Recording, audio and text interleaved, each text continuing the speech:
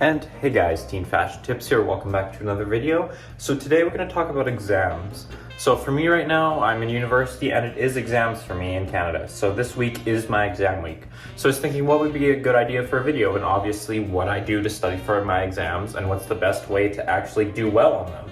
So with that in mind, I want to thank you for the support. I know the views somewhat have been dropping because YouTube's algorithm for some reason doesn't like my videos, but anyways, let's continue with the video on how to do well in your exam. So tip one is super important, and you're not going to want to hear this because it doesn't really help you now if you're screwed, but focus on your class throughout the entire year or semester. Most people believe that they can cram even high school courses into a 2-week final period. This isn't true, and you're going to end up screwing yourself, especially if you have multiple courses, because there's learning, and there's remembering, and there's applying. If you just try to force yourself to learn it in 2 weeks, you haven't had the time to remember it and to apply that knowledge. So you really haven't learned it, and anything you're doing is going off your pure self of just remembering. And you haven't even committed that to long-term knowledge, so all you're doing is just going off what you learned 20 minutes ago from cram reading your textbook.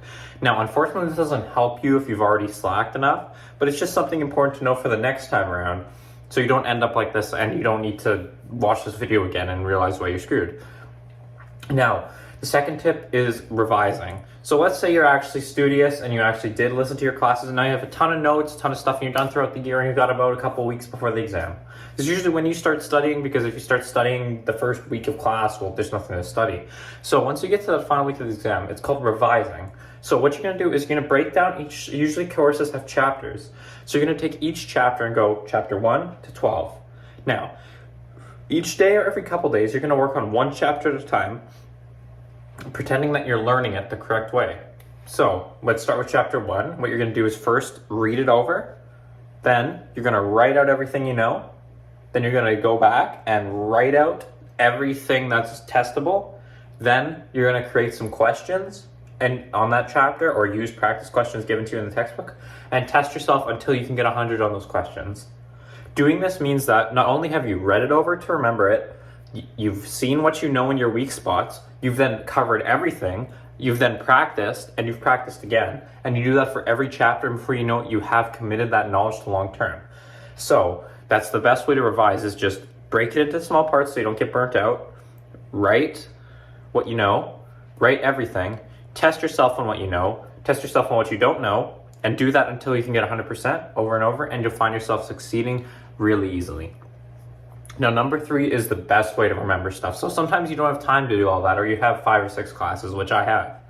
So if that's not possible, your next best option is to teach it to somebody else. So if you have a friend, sibling, parent, this might sound awkward, but just give them a brief knowledge of a topic and just talk about it to them. Teach it to them, just speak about it. If you can teach it, you will remember it the best way. So for example, for math, if there's a math question, I'll keep it really simple, say factoring or something, factoring a polynomial.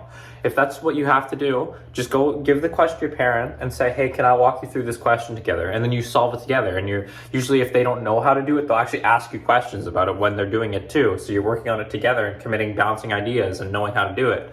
So then once you've committed that, now you know how to do it because you know the steps to solve that question. Or if it's another statement or an objective class, if you can explain it to somebody, you probably know it. Because if you can't explain it, if you could just go, what is the point of Shakespeare's play? And you just go, I don't know. But if you can go in depth and explain it, you have to know it to know how to explain it. Because you could just say, the point of this is love. Okay, that's great. But you'll probably fail your test just writing that. If you can explain the reasoning and the background to it to somebody else, you clearly understand it. Now, the 4th tip is do not let yourself get burnt out. So I mention this a lot about getting burnt out, is if you study so hard up until the night before the exam, you're going to be tired when you go to write the exam, and you're going to actually underperform. There's a level of limit if you think of it like a scale of like learning, burning out. You got to watch yourself, and then you just flip around to nothing. So you got to watch that you don't tip that scale too far where you actually go invert and get so tired that you start losing knowledge and you forget the early stuff. So doing this is kind of more of a mind trick, because you do have to learn everything. You have to know everything in the course, or you're going to have issues.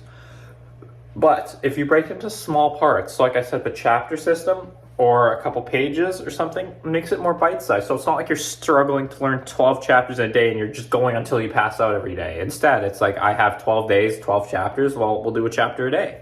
That's just perfect, and it works out. Now, my final tip is the most important, and this is the date of the exam. If it be on time, just be 15 minutes early in case anything goes wrong. Now, if you're in person or online, still show up early. Don't just roll out of bed 5 minutes before if you're online and like be half asleep and groggy when you write the test. Be up 15 minutes before in person. Be there 15 minutes before in person, or be awake at least 15 minutes before at home. Have water, pencils, paper, anything you need for the exam, have that prepared. Because if you don't want to be scrambling around the 5 minutes before the exam to have stuff. So give yourself at least 15 minutes for anything that goes wrong. In person, there might be traffic. Online, your internet might go out or something. Give yourself enough time that you're not stressed if something goes wrong. So prepare for a worst case scenario, like your monitor doesn't work, your keyboard breaks. You need a few minutes to fix that. So knowing that, just be prepared. And also don't stay up till like 6 a.m. the night before the exam. You're gonna wake up half asleep and not be ready. You're not gonna remember anything past 3 a.m. anyway. So might as well just try and get some sleep, and you'll thank yourself in the morning. So with that in mind, if you are writing exams this week or have some coming up, best of luck to you. This week I'm writing mine. If you comment that you have exams, I'll wish you good luck in the comment section. And as always, thank you guys for watching. Teen Fashion Tips out.